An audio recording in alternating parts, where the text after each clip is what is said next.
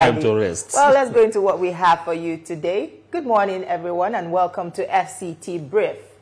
After 6 months of suspension from the National Assembly, Senator Natasha has returned to the Red Chamber, marking a significant moment in both her political journey and the legislative process. Her suspension, which sparked intense debate about parliamentary discipline and political fairness, kept her away from critical legislative duties at a time when her constituents demanded representation. Now back, the senator faces a dual challenge of reconnecting with her legislative agenda while also navigating ongoing court battles tied to her political career. Political observers say the road ahead will test both her resilience and political skill. As the upper chamber wrestles with pressing national issues from economic reforms to electoral amendments, Senator Natasha's participation could influence key votes and policy directions. But the question remains, will legal hurdles slow her momentum? And can she regain the trust of colleagues and constituents alike? For now, all eyes remain on her next moves, both in the chamber and in the courtroom. Senator Natasha's political comeback may well shape not only her personal destiny, but also legislative balance in the months ahead. Maman Adavize Abdurazak is the spokesperson for the Say No to Violence in Iberia Land initiative, and is live with us in the studio. Nice to have you here. You're welcome. Thank you. Good morning. All right. Let's hit the ground running. Senator Natasha resumed office after 6 months. Now, to you in Kogi Central Debira people, how did you receive that news of her resuming legislative duties? Once again, good morning, and good morning, viewers across the world. As a consequence, we partially relieved by the unsealing of her office. If you call it resumption, we have not seen an official letter to confirm such position. And if you look at these shenanigans from the Abenishio, it was escalated as a result of lack of proper communication from the Senate. What we saw about 2 days ago, the Senate was filtered to resume on 23 from their recession. Yeah. And as a people, we had a commitment that there is no way it will be very cumbersome for the 10th National Assembly to have its house there without our own representative, which was duly, legally elected as other members in the House. And perhaps the House is aware of that. And they unseal our office or even shifted the resumption date. If you look at the communication, the resumption or the postponement, the communication was done by the Chief of Staff to the Senate President, who lacked local standing for that. Because the Chief of Staff to the Senate President.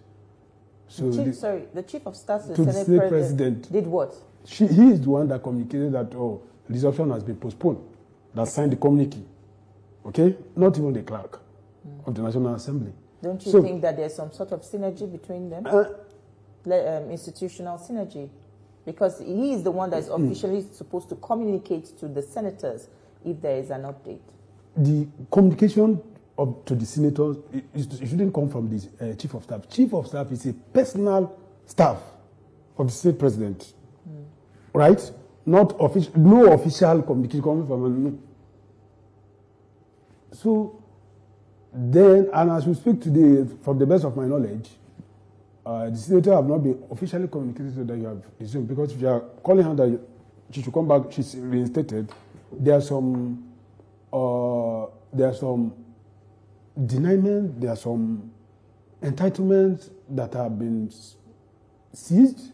Those are procedural stuff. So, when we just saw the internet, at about the time when the good people of Kogi Central and Nigeria at large, we are jail ready, to take what belongs to them, within the ambit of the law.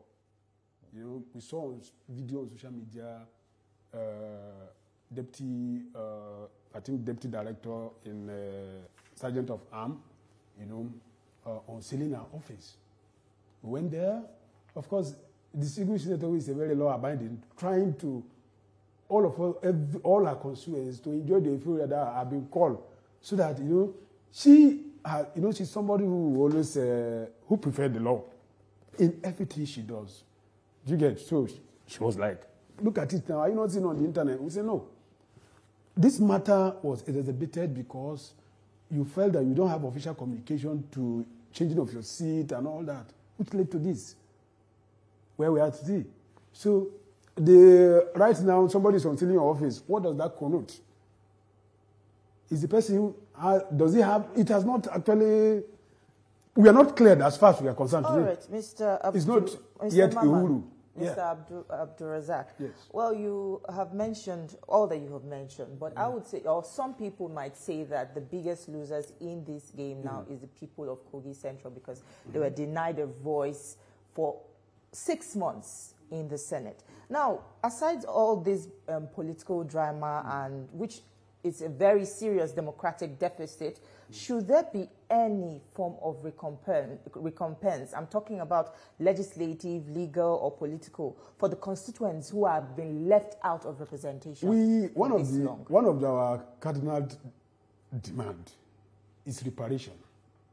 Okay, that's why we say we are yet to get official communication.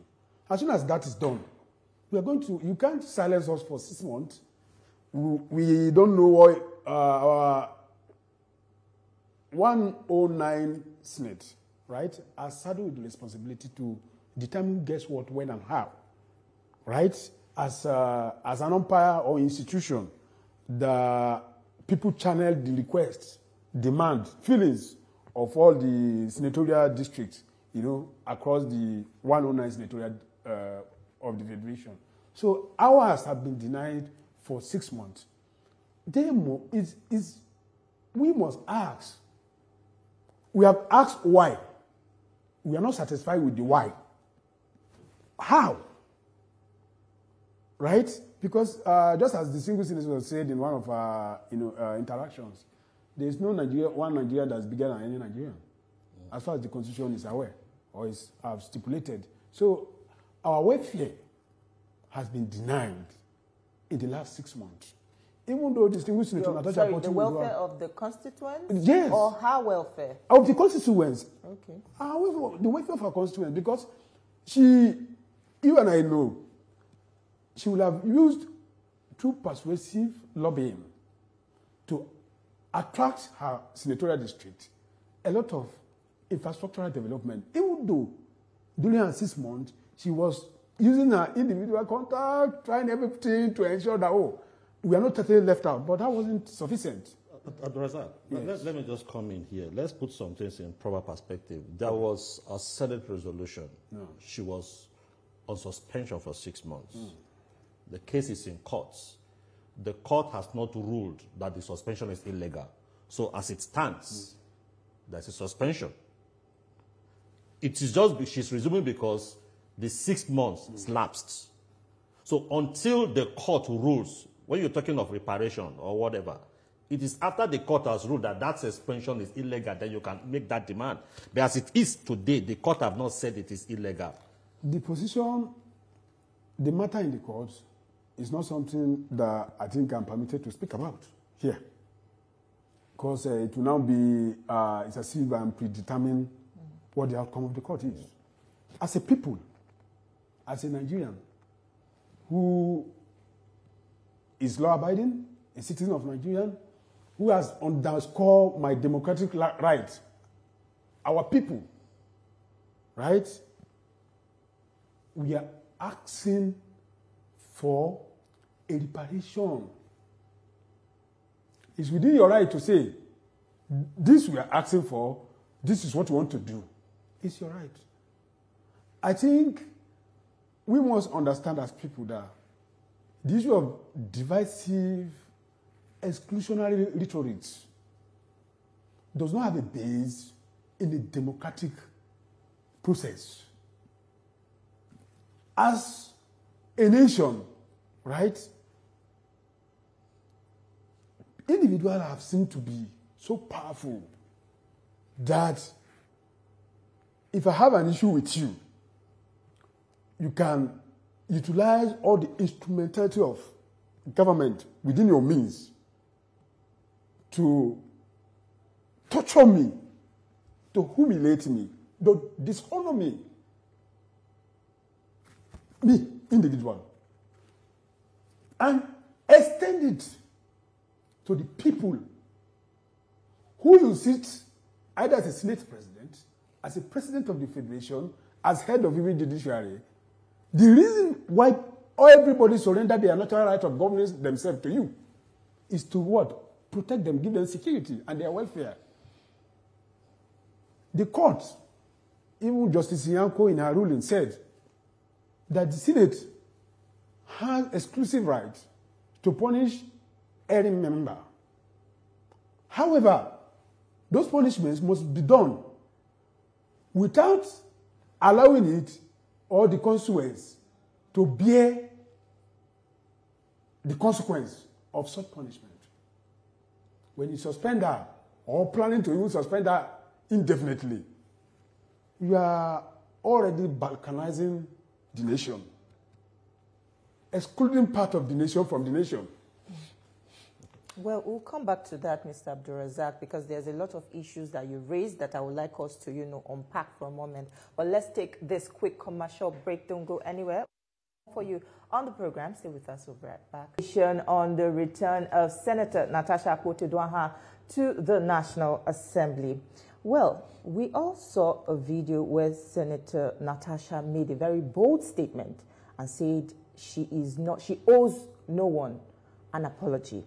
Now, Senator Natasha openly defined the chamber seating rule by refusing to sit on her assigned seat, which you alluded to, and also the court confirmed that the Senate is within its rights to maintain its rules. I'd like to ask you, can a senator flout internal rules and still claim moral high ground?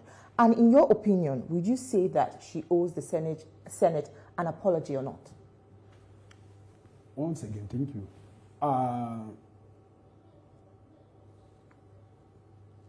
Just when I started this conversation, I began with whatever they are doing, there should be a clear communication.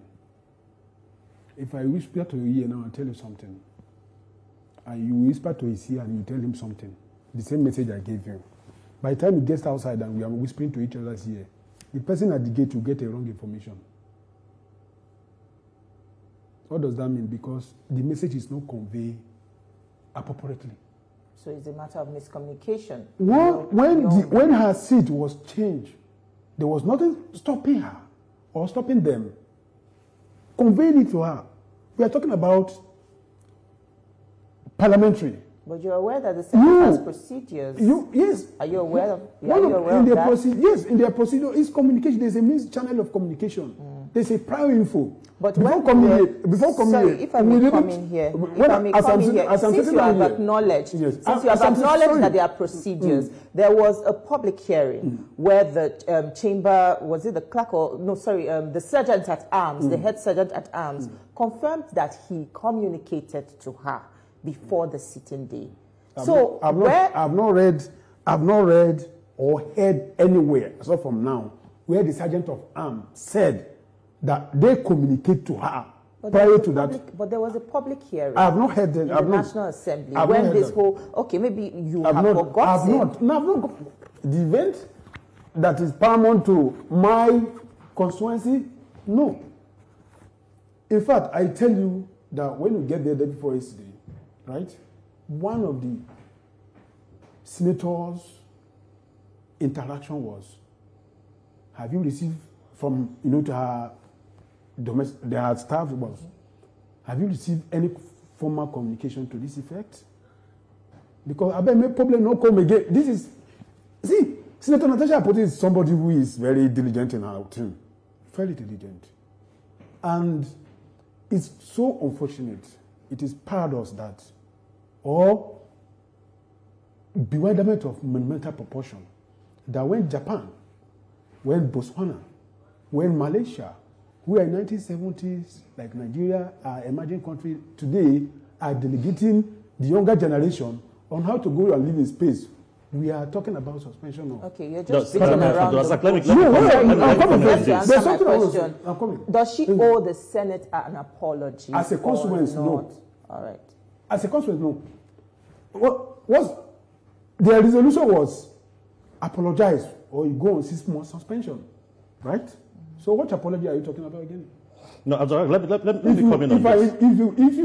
If I wrongly or rightly, we are wrongly or rightly imprisoned, right, for some certain period of time, you have served your prison term. Are you still coming back to suffer the same fate? Asking us to apologize is asking us to suffer the same fate.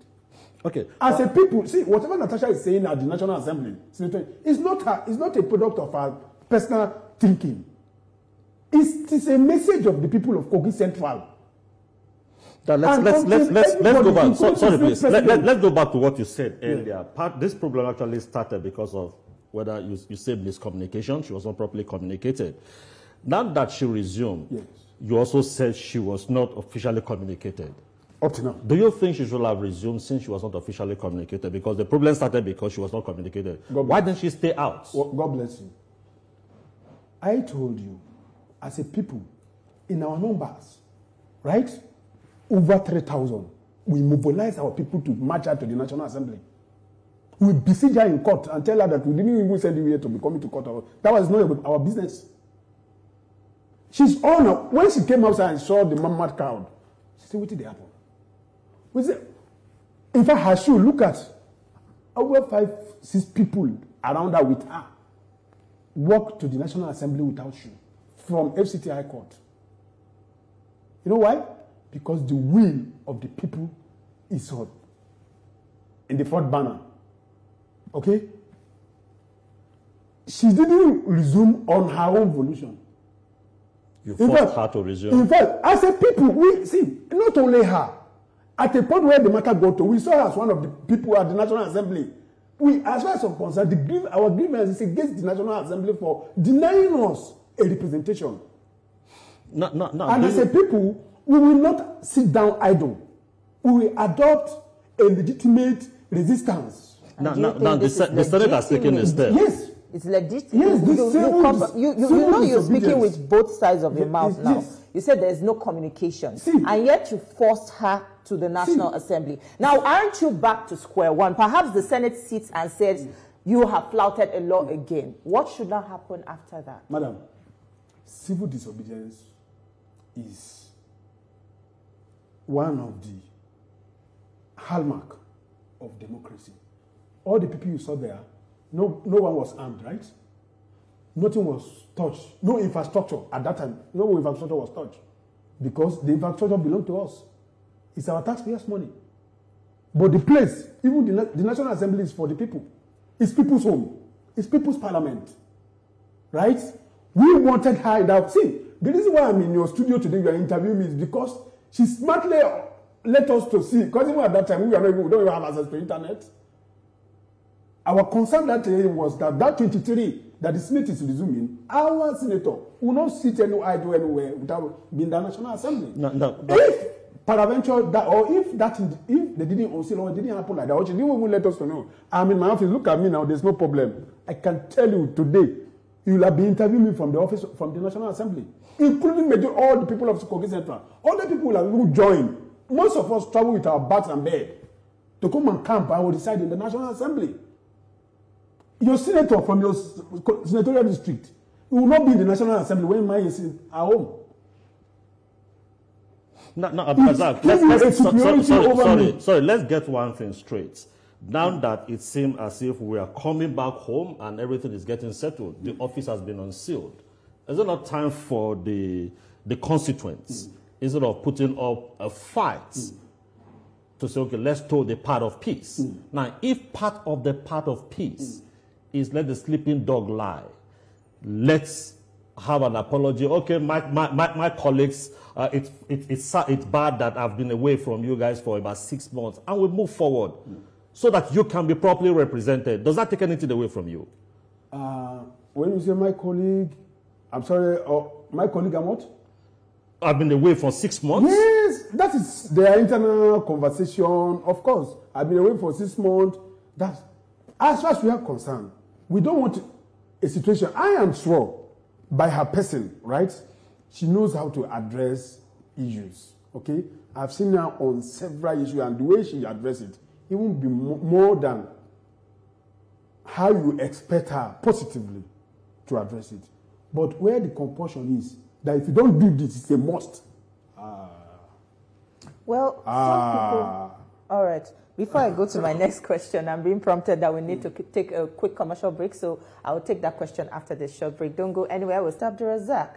And some people say that Senator Natasha, though she gained a lot of public support, of which we saw, but some people believe that a certain number of people took advantage of this, you know, to gain maybe traction on their page or some to trend, and took advantage of this. And, you know, some people are asking, is this support for her really organic, or is it just a social media stunt? People want to know. My sister, you see, injustice anywhere is a threat to justice everywhere, according to Martin Luther King Jr. We are in the web of what? One destiny. Whoever you are seeing today that have earned their voice or their voice in solidarity for distinguished Senator Natasha Poti, irrespective of what you feel, you are entitled to what you feel, right? It's no question. It's welcome, okay? Because negativity strive in the place of silence, okay? As a people, distinguished Senator Natasha Poti, before even she emerged as a senator or voted as a senator, has proven to us to have capacity, efficient, and human, which is lacking in the political space. She has proven to be a more of her people than herself. She has taken the course of Kogi Central upon herself even before she assumed. You could remember she was at National Assembly to discuss the revival of Ajakuta. As we speak, it's raining season. People spend 5-6 hours to access Lokoja Okene, which is less than 45 minutes, courtesy of bad road, because we don't have a voice to channel that demand in the center. So your final thoughts, next 30 seconds, because we need to leave now. My final thought is that the Senate, Nigerians, most importantly, I want to salute their courage. I want to inspire them not to give up on the cause of Nigeria. That as they have standing for us, we will continue to stand in solidarity for any righteous cause that will drive the nation to its prosperity. Alhaji Maman Abdulrazak, we must say it's a pleasure speaking with you this morning. Thank you so much for your contributions to our program. God bless you. Thank you. That's where we'll leave our conversation today. We're glad you could be a part of it. We will now hand you over to Lagos, where